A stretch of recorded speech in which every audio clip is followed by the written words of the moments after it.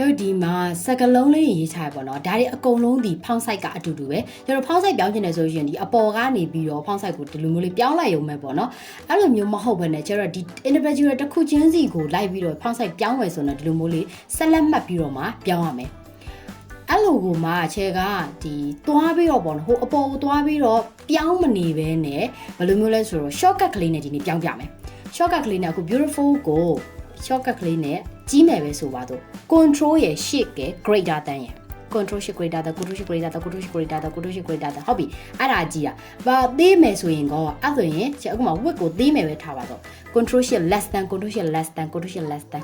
အဲ့လိုမျိုးလေးသေးပြရတယ်အဲဒီမှာဆိုလို့ရှိရင်ဒီမှာဒါရောတော်ကြီးနေသူဆိုတော်သေးနေပြီပေါ့နော် project ကိုစိတ်ဝင်စားရတယ်ဆိုလို့ရှိရင်ချက်စီမှာ project တန်လေးတန်ဖွင့်ထားရရှိရပေါ့နော်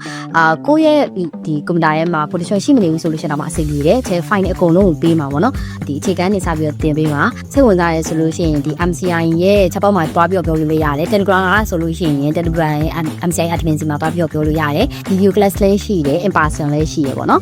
စိတ်ဝင်စားရဆိုတော့ဆက်မေးအောင်မယ်